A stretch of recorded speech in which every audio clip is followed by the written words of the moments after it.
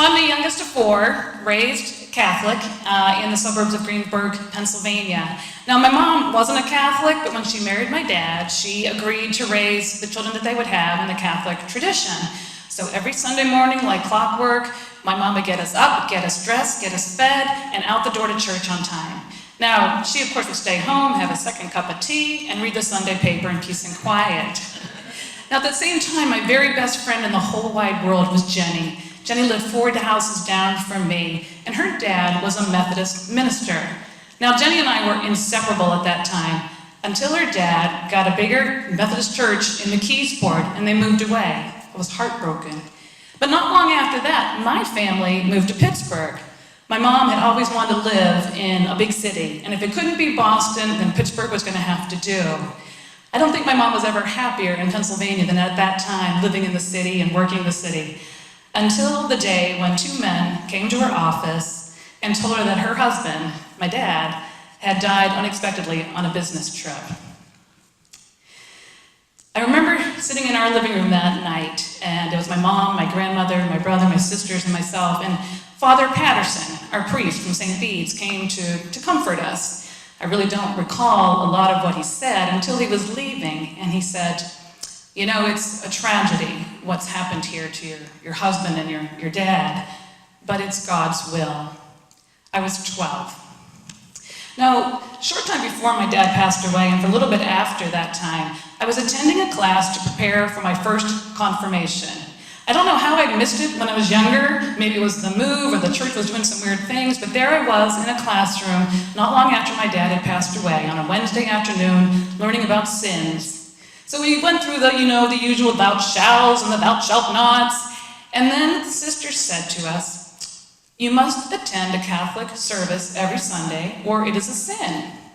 And I thought about this because my family had attended church every Sunday. I mean, you might say religiously, they had attended every Sunday. And even when we were on vacation, we would go to church. Sure, we sat in the back because we wanted to be the first ones out the door to the beach, but we went every Sunday. So this whole idea was new to me, that it was a sin. And the weekend just prior to that class, when I learned about this new sin, I had spent with my best friend Jenny in McKeesport. You see, Jenny's mom had called my mom to see how we're all doing after my dad had passed away. And I didn't hear much of the conversation, but I heard my mom say, "I think that would be good for her." And that her was me. And the next thing you knew, I was on a bus to McKeesport to spend the weekend with Jenny. It was an amazing weekend. It was like old times, being together again. We giggled, we stayed up late, we played games, we picked on our younger sister like we always had done. We made silly faces at her new baby brother. And on Sunday morning, like clockwork, Jenny's mom got us up, she got us dressed, she got us fed, and she got us to church on time. The Methodist church. I remember that Sunday like it was yesterday. It was a beautiful day, and the church was full of light and music, and everyone was so kind and welcoming, and nobody looked at me like I was the girl whose father had died. So back in that classroom with the sister telling me it was a sin not to go to church, I looked at her and I said, "Well, hang on, you're telling me my weekend with Jenny is a sin?" And she looked at me and she said, "Jenny's mother should have made arrangements to get you to a Catholic service."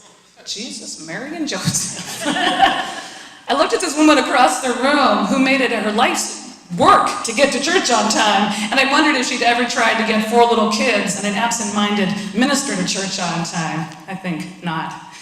So, anyways, the day finally came for my first confession, not long after that, and I have to admit, I was anxious, I was a little conflicted, and it was going to be one of those firsts when my dad wasn't going to be there.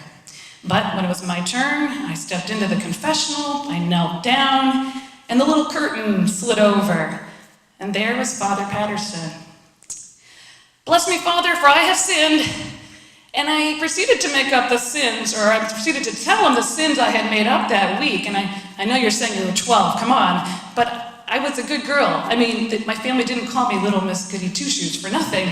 So I made up some sins that week, and I said, "I hit my sister." Of course, I would never do that. It was more likely she would hit me first.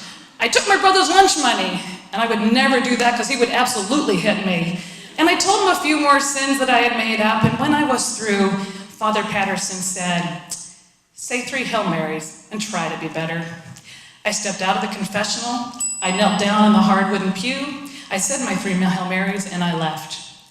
Now they say the age of reason is 7 years old, when a child understands right from wrong, and if Catholics should start attending confession. But I was 12, and I had decided that very day that no one was going to dictate what my sins were. That I was a good girl, I'd been brought up well, I knew right from wrong. I wasn't going to kill anyone, I wasn't going to sleep with my neighbor's wife, I didn't even use the Lord's name in vain. That I was a good girl. And that if I was going to, at a time when my life felt so out of control, with my father dying, knowing we'd have to move again, not knowing how we'd ever survive financially, that I was going to control what my sins were, and going to church with Jenny wasn't one of them. So, to say the least, it was my first confession and my last confession. And so far, I have not been struck down by lightning, and God willing, I won't end up in hell.